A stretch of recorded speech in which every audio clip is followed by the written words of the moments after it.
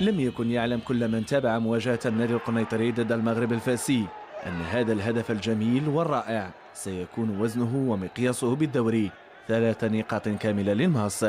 المواجهة جمعت الناديين معا على أرضية الملعب البلدي بالقنيطرة، وقادها الحكم محمد نحيح لتنطلق فصول الندية والبحث عن هدف السبق الذي غاب طيلة الجولة الأولى. وننضم هنا إلى محاولة عمر النمساوي الذي حاول من خلال هذه العملية الهجومية، غير أن كرته وجدت استيقاظة الحارس الحواصلي الذي أبعدها إلى خارج رقعة الملعب. بعدها جاءت ردة فعل النادي القنيطري عن طريق رشيد برواس، لكن الحارس ياسين الحواصلي تمكن من قراءتها بشكل جيد. المغرب الفاسي ومن خلال كرة ثابتة أيضا عن طريق شعيب خضير كاد أن يوقع هدفا من خلال تصويبته القوية التي مرت بجانب الحارس عبد الرحمن الحواصلي لتنتهي الجولة الأولى بالبياض 0-0. الجولة الثانية غلبت عليها كثرة الأخطاء والإصابات قبل أن يسدد دوس سانتوس كرة قوية تصدى لها ببراعة الحارس عبد الرحمن الحواصلي، فكانت إنذارا قويا من الفريق الفاسي. بعدها حاول رشيد برواس رفع الكرة في العمق، غير أن اللاعب زيدون وجد أمامه حارسا يقظا تمكن من إبعاد الخطورة قبل أن تأتي ضربة خطأ ثابتة حولها ببراعة عمر النمساوي إلى الشباك بطريقة رائعة.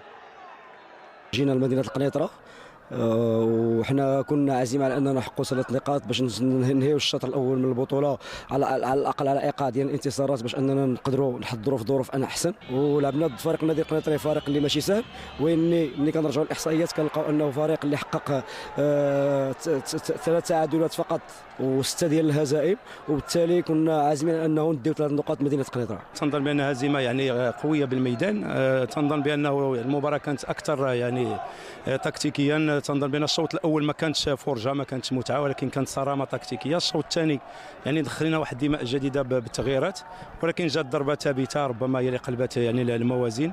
فتنظن بانه هذه الهزيمه هذه صحيح بانه صعبه، ولكن ما تخليناش ننزلوا اليدين ديالنا، فغادي نشتغلوا اكثر رغم ان الارضيه ديال الملعب كتعيقنا كثير، ولكن ما نبقاوش دائما نرميو يعني الهزائم ديالنا في ارضيه الملعب. فالواقع تيبين بانه النادي القنيطري يعني مطالب باش انه يستجمع القوى ديالو باش يعود في النتائج الايجابيه ان شاء الله.